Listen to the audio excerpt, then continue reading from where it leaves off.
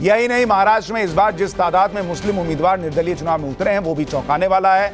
दूसरी तरफ ओवैसी फैक्टर के बीच अखिलेश ने भी बड़ा दांव लगाया है। ऐसे में सवाल यही है, क्या 2019 की तरह 2024 भी कुछ नया रंग दिखाने वाला है? ऐसे में महाराष्ट्र में कैसी तस्वीर बन रही है?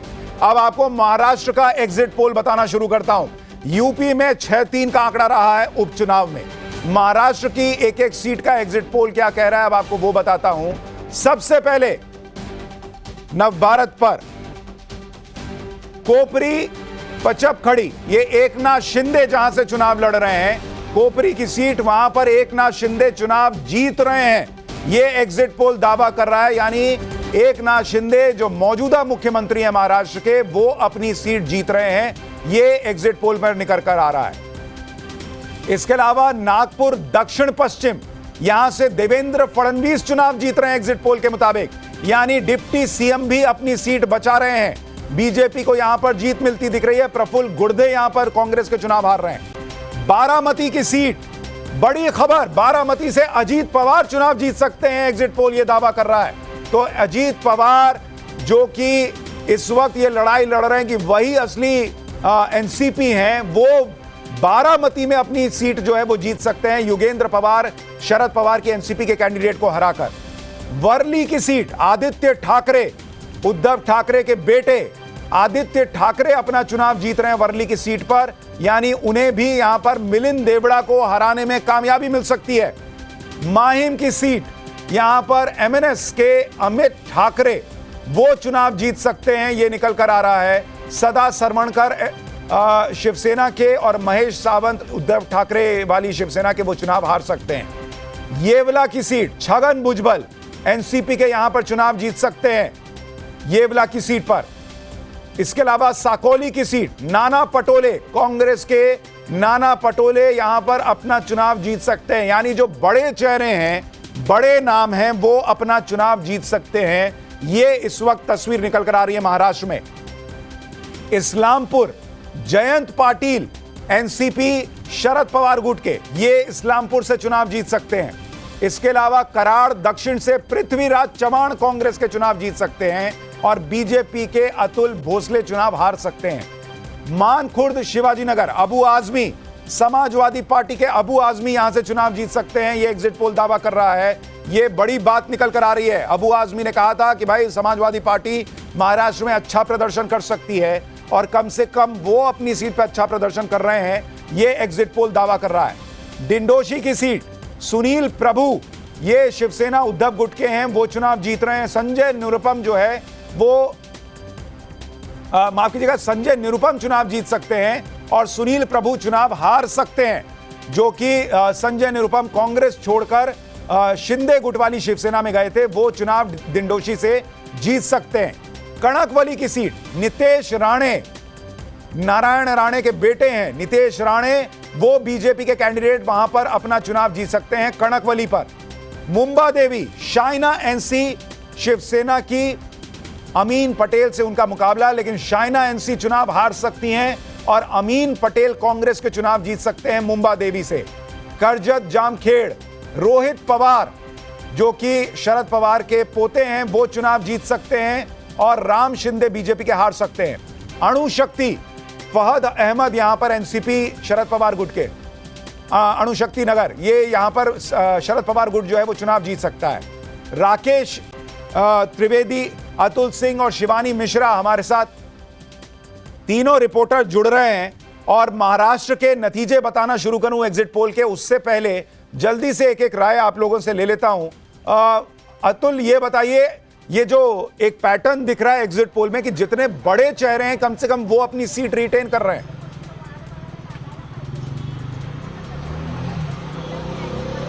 जी देखिए, ये चीज़ सबसे ज़्यादा चौंकाने वाली है कि जितने भी बड़े नाम आपने बताए हैं वो अपनी सीट्स रिटेन कर रहे हैं। हालांकि लोगों के मन में एंटी इनकम्बेंसी, हम जिसे कहें, नाराजगी इस बात को लेकर है कि लोगों ने अपने इलाकों में जिस तरीके की एक्सपेक्टेशन थी उस तरीके का काम नहीं किया। वहीं दूसरी तरफ जिन लोगों को वोट दिया, वो जिनके विरोध में चुनाव लड़ रहे थे, अचानक से उन्होंने पाला बदल लिया, पार्टी में फूट हो गई है। इसके बावजूद कहीं ना कहीं जो बड़े नेता हैं अपनी अपनी कॉन्स्टिट्यूंसीज में, उन्होंने अपना स्ट्रांग होल्ड कहीं ना कहीं बना के रखा। ग्राउंड पर जो उनके कार्यकर्ता थे, ठीक वोटिंग के पहले या आप कह लीजिए या जिस समय इलेक्शन के डेट डिक्लेयर हुए हैं उस दौरान उनकी जो एक माइक्रो इंजीनियरिंग हम जिसे कह सकते हैं, अलग अलग जो है इलाकों में जाके लोगों के बीच में जाना, अपनी बातें कहना, अपने जो काम है उसके बारे में बात करना, सरकार क्या काम करेगी उसके बारे में ब्लूप्रिंट बताना, ये सारी जो चीजें हैं उसका कहीं ना कहीं असर होता हुआ दिखाई दे रहा है। और अब मैं जल्दी से आता हूं जो महाराष्ट्र को लेकर जो एग्जिट पोल है उसके कुछ आंकड़े बताना शुरू करता हूं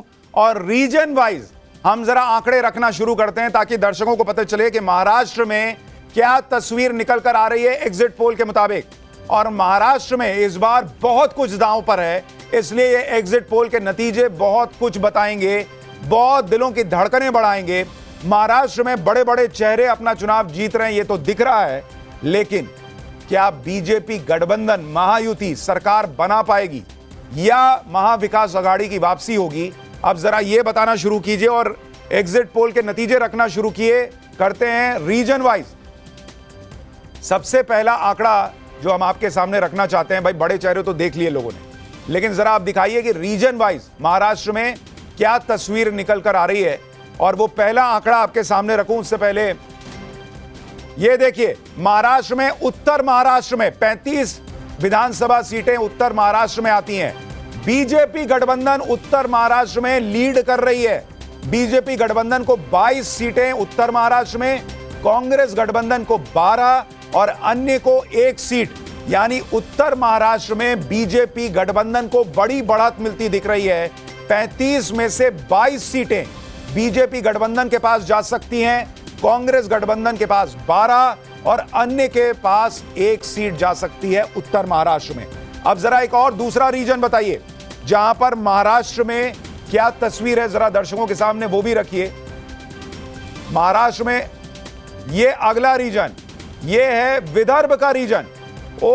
विदर्भ में भी बीजेपी गठबंधन 32 सीटों पर आगे और कांग्रेस गठबंधन 26, अन्य को 4 सीट, यानी 97 सीटें, 97 सीटों के रुझान हम आपको बता रहे हैं एग्जिट पोल के।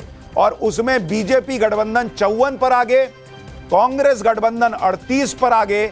ये इस वक्त दिख रहा है विदर्भ के रीजन में।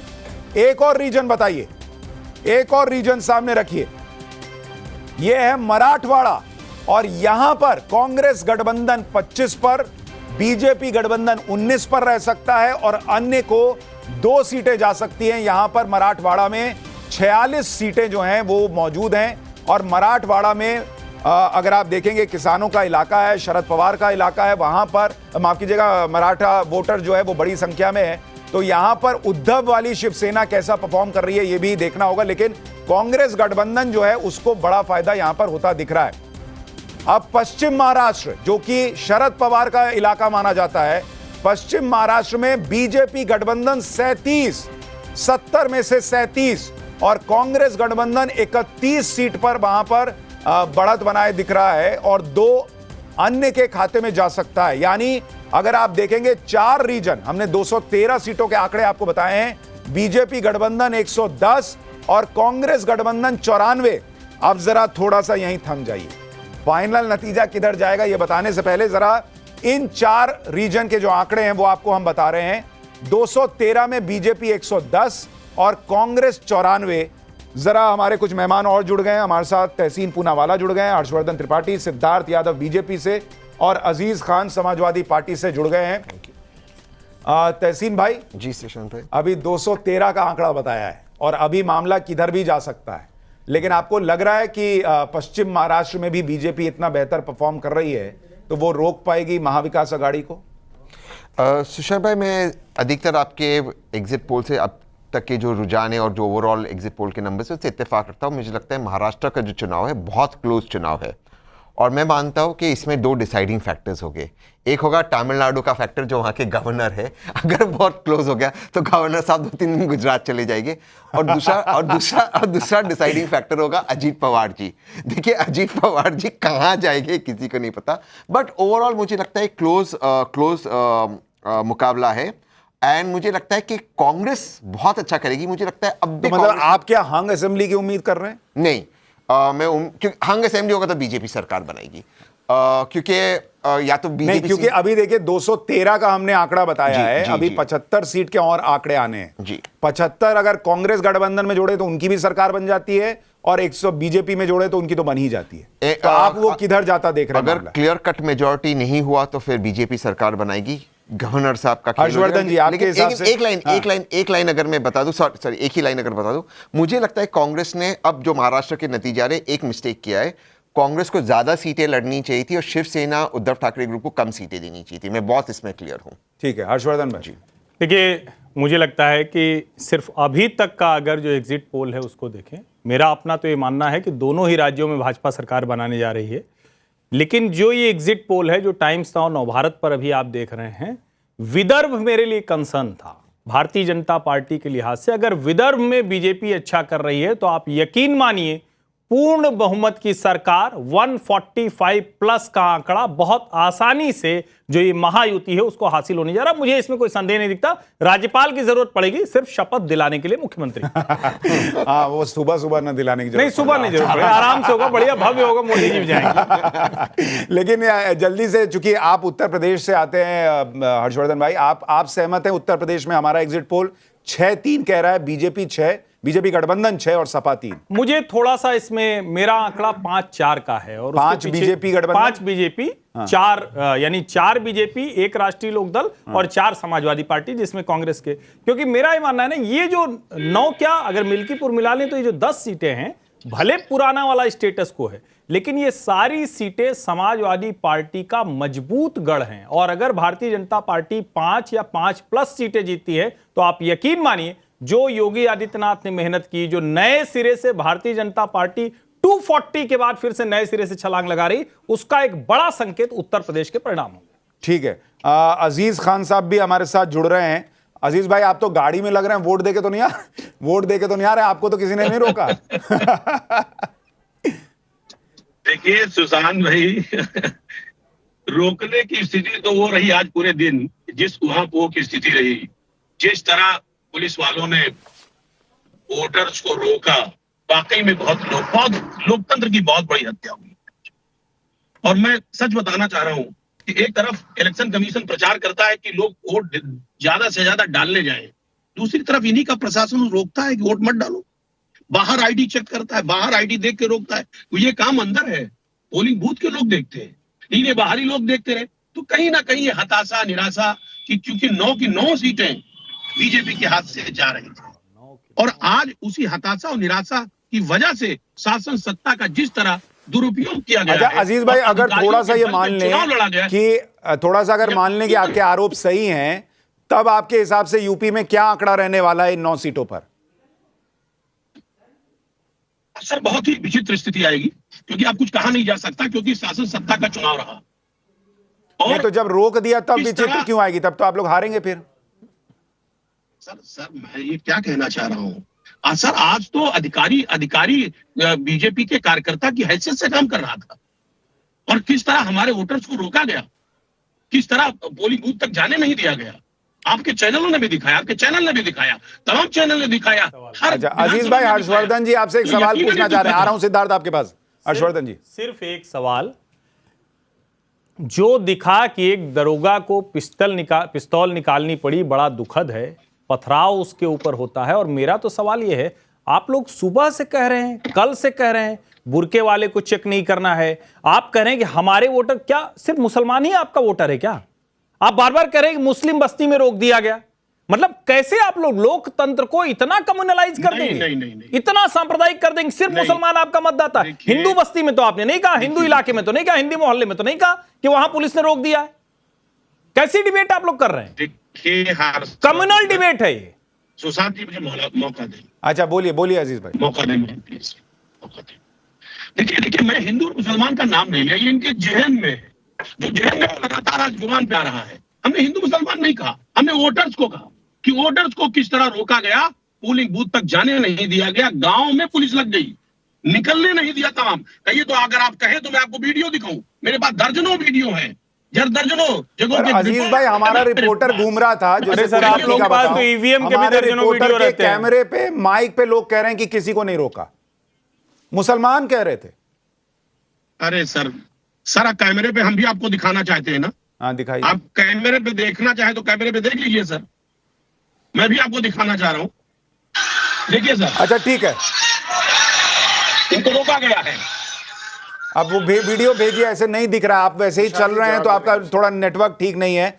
मैं जरा सा एक काम और करता हूं, महाराष्ट्र के जो 2 बचे हुए रीजन है वो भी बता देता हूं, फिर चर्चा आगे बढ़ाएंगे क्योंकि झारखंड की भी बात करनी है। महाराष्ट्र के जो 2 रीजन है उनके आंकड़े भी रख देते हैं। अभी तक 110 और 94 का आंकड़ा है महाराष्ट्र में। अब मुंबई जो कि अर्बन इलाका है वहां पर 36 विधानसभा सीटें हैं, 18 बीजेपी गठबंधन और 17 कांग्रेस गठबंधन एक अन्य के खाते में जा सकती है।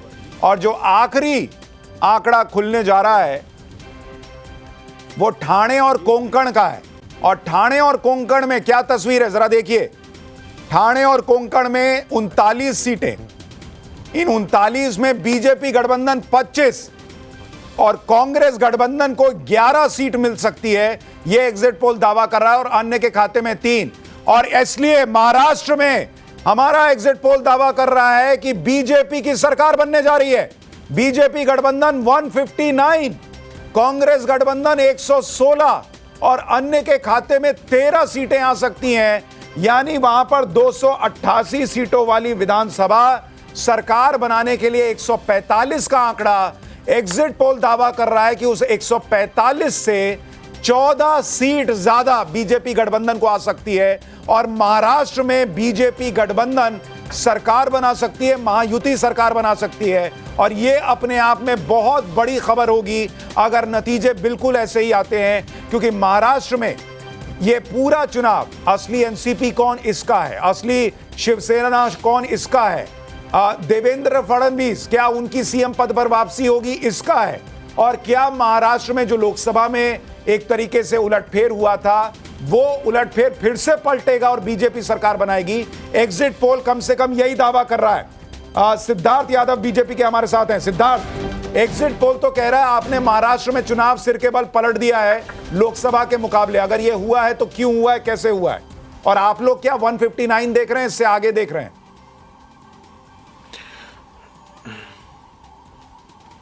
सुशांत जी, मैं बड़ी विनम्रता के साथ कहना चाहता हूं कि जो आंकड़े अभी आपके टीवी स्क्रीन पर चल रहे हैं, जब एग्जैक्ट पोल आएगा तो ये नंबर और बढ़ेगा।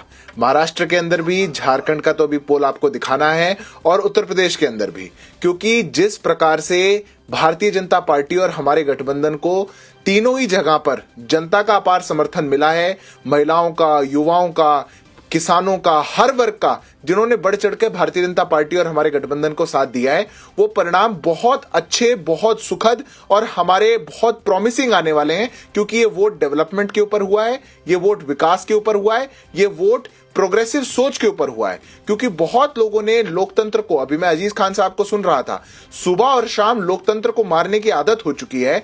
जब देखो सुबह उठेंगे लोकतंत्र मर गया, शाम हो गई लोकतंत्र मर गया। जरा सा उल्लेख करना चाहिए था, उत्तर प्रदेश में हराश, आपकी हताशा और निराशा किसको कहते हैं? एक दलित लड़की की मृत्यु, उसकी हत्या कर दी गई है, और उसके आरोपी कौन लोग हैं?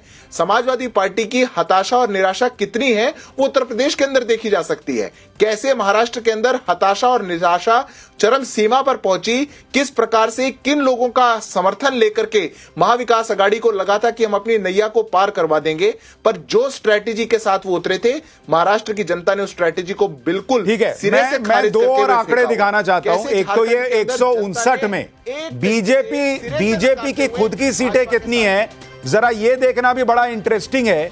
और हमने अपने सर्वे में यह भी पूछा कि क्या मुख्यमंत्री के तौर पर फडणवीस को लोग देखना चाहते हैं, या एकनाथ शिंदे को देखना चाहते हैं, या किसी और को देखना चाहते हैं। तो जरा ये दोनों आंकड़े भी बताते हैं तो दर्शकों के लिए बड़ा और इंटरेस्टिंग हो जाएगा कि 159 में खुद बीजेपी कहां पर खड़ी है महाराष्ट्र के अंदर, असली शिवसेना खुद को बताने वाली शिंदे जी की पार्टी कहां पर खड़ी है, और अगला मुख्यमंत्री पब्लिक किसको चाहती है। जरा ये अरे सुशांत भाई, आप अजीत पवार का जिक्र भी नहीं कर रहे हैं। अजीत पवार जी जिक्र लायक नहीं रह गए क्या? मुझे ऐसा लग रहा है कि कहीं ऐसा तो नहीं हो गया। नहीं, मेरे पास तो आंकड़े हैं, अभी स्क्रीन पर आएंगे तो आपको भी पता चलेगा कि उनका जिक्र क्यों नहीं कर रहा हूं। नहीं, मैं कह रहा हूं, मुझे आशंका दिख रही है, मुझे शुरू से ये आशंका दिख रही है कहीं अजीत पवार जी जिक्र करने लायक बचे या नहीं बचे। अच्छा अमित, आ रहा हूं आपके पास, लेकिन ये 159 से आप सहमत हैं हर्षवर्धन? निश्चित तौर पर मुझे कोई भ्रम नहीं दिखता। और मेरा और आपको लगता है देवेंद्र फडणवीस सीएम बनेंगे?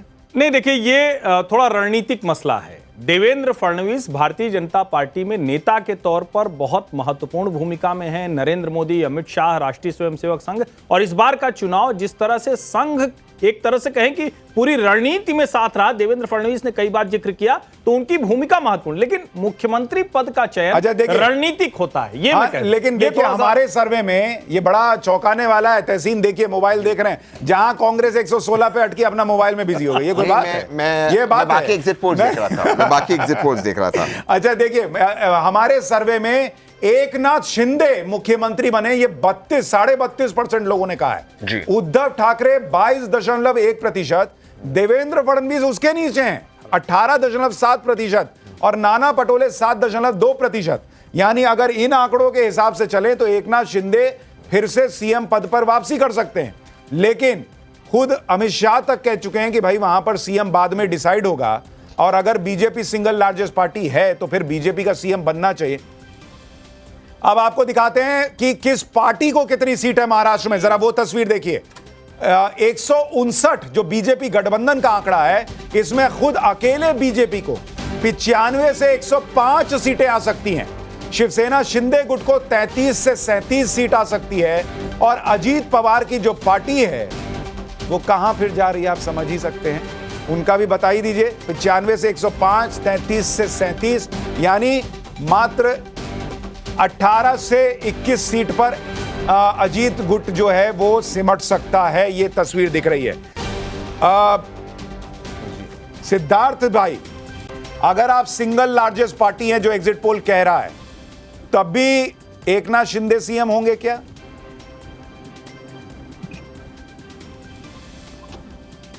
देखिए सुशांत जी, आपके आंकड़े जो बता रहे हैं उसमें एक बात तो स्पष्ट हो गई कि 50% से ऊपर लोग महायुति गठबंधन, बीजेपी प्लस गठबंधन का ही मुख्यमंत्री चाहते हैं।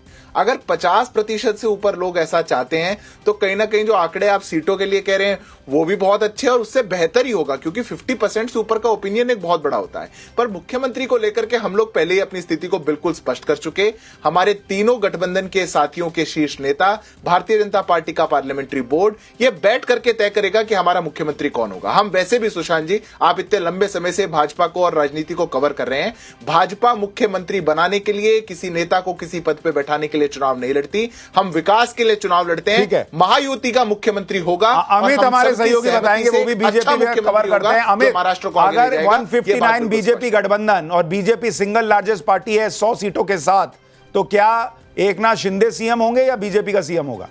देखिए सुशांत, मुझे लगता है कि इस पोजीशन पे अगर आई है एनडीए के बारे में कि भाई वो लगभग 150 सीट आ रही, तो उसमें बहुत बड़ी भूमिका अगर किसी की रही तो वो एकनाथ शिंदे की। अगर आप 5-6 महीने पहले चले जाइए तो वहां पे एक निगेटिविटी था, कहीं ना कहीं जो जिस तरह से पार्टी टूटी, चाहे शिवसेना टूटी चाहे एनसीपी, इन दोनों में बीजेपी की भूमिका को लेकर वहां पर लोकल बहुत नाराजगी थी। लेकिन धीरे धीरे जिस तरह से एक सामान्य जो ये एकनाथ शिंदे की, अगर आप भाई ये लाडली योजना सब तो बात की बात है, लेकिन जिस तरह से उन्होंने उनकी एक मुख्यमंत्री के तौर पर जमीन पर जुड़े हुए उनकी भूमिका थी, उन्होंने एक पूरे एनडीए को लीड जिस तरह से किया, मुझे लगता है कि आज ये अगर पॉजिटिविटी जो एक निगेटिव थॉट के साथ एनडीए को लिए जा रहा था करीब 7-8 महीने पहले, 6 महीने पहले, उसको पूरा पॉजिटिव में बदलने की एक जरा रिएक्शन हमारे महाराष्ट्र के रिपोर्टर से भी ले लेते हैं। शिवानी, एग्जिट पोल कह रहा है बीजेपी गठबंधन की सरकार।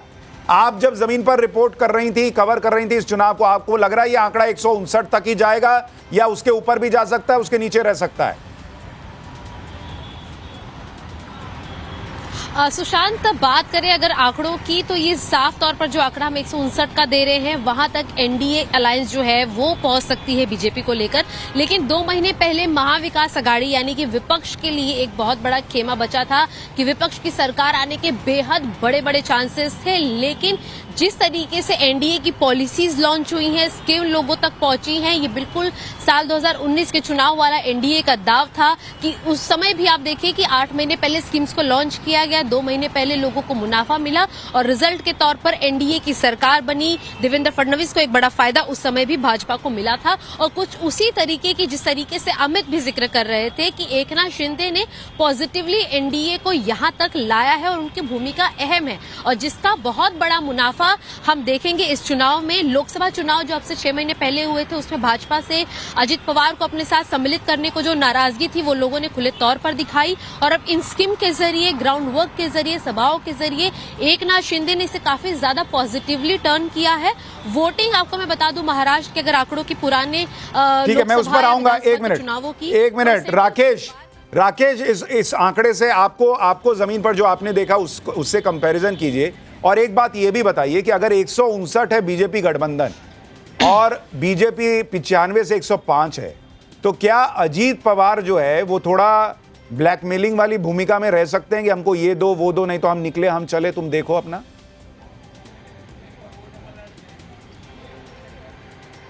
जी बिल्कुल, देखिए पहली बात तो मैं इन आंकड़ों से पूरी तरीके से लगभग सहमत हूँ, इसी के आसपास का ये आंकड़ा है। दूसरी बात इसकी जो वजह है वो ये वजह है क्योंकि अब मैंने देखा कि 1 बजे तक जो आज का वोटिंग परसेंटेज था काफी कम था। उसके बाद आरएसएस ने संगठन ने जो भूमिका निभाई है लोगों के घरों घरों तक जाकर के लोगों को बाहर निकाल के वोटिंग परसेंटेज बढ़ाने की, ये सबसे बड़ा गेम चेंजर साबित होगा महायुति के लिए, खासतौर से बीजेपी के लिए। तीसरी बात, अजित पवार खुद बीजेपी के अंदरूनी जो है ये सूत्र बताते हैं कि उन्हें खुद को अजित पवार पर यकीन नहीं है कि वो इस बार चुनाव के बाद क्या करेंगे, किसके पास जाएंगे, किसके पास नहीं जाएंगे। वहीं दूसरी तरफ जहां तक मुख्यमंत्री का सवाल है, एक बात ये भी सुनने में आ गई कि अगर बीजेपी 100 का आंकड़ा पार करती है तो आपको यहाँ पर राजस्थान या मध्य प्रदेश का पैटर्न देखने मिल सकता है, कोई एक नया चेहरा जो इसको मुख्यमंत्री बनाया जा सकता है। सुशांत, अतुल आपके हिसाब से?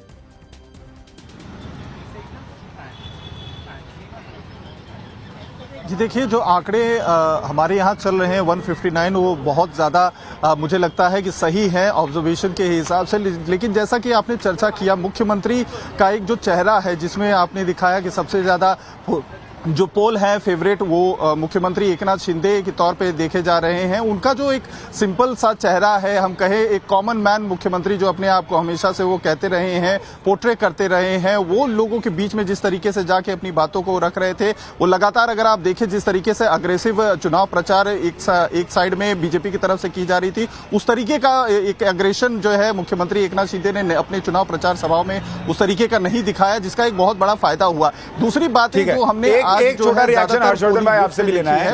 अगर 1 मिनट आ रहा हूं तहसीन, अगर अजीत पवार ने कहा कि सीएम मुझे बना, नहीं तो बना लो जैसे बनाते हो सरकार, मैं चला चाचा के पास, तब नहीं, पहली बात तो अजीत पवार इस अवस्था में होंगे नहीं। अगर 20 सीट है तब? सर मेरा अपना ये अनुमान है, और अगर 20 सीट होगी और ऐसी कोई महत्वाकांक्षा उनकी होगी तो शायद उनके लिए और बुरे दिन आएंगे। ये मैं आज कह रहा हूं, परिणाम जो भी हों। और एक मेरा बड़ा स्पष्ट मानना है, और इसको जरा ध्यान से देखिए, हम लोग बात कर रहे हैं कि देवेंद्र फडणवीस बनेंगे, एकनाथ शिंदे बनेंगे, लेकिन अजीत पवार को भी थोड़ा सा श्रेय मैं दे दूं कि उन्होंने भी इधर आकर जिस तरह का संतुलन दिखाया है वो कमाल का है। और दूसरी बात, एकनाथ शिंदे और देवेंद्र फडणवीस कह रहे थे भाई हमें मुख्यमंत्री नहीं बनना है, हम लोगों को सरकार बनानी है चाहे जो बने। उधर क्या था, उद्धव ठाकरे, संजय निरुपम धमकी देते रहे कि आप हमें मुख्यमंत्री का चेहरा तक नहीं घोषित करें। दोनों में बड़ा फर्क है। जो वहां की जनता है महाराष्ट्र की, शायद उसको भी देख रही होगी।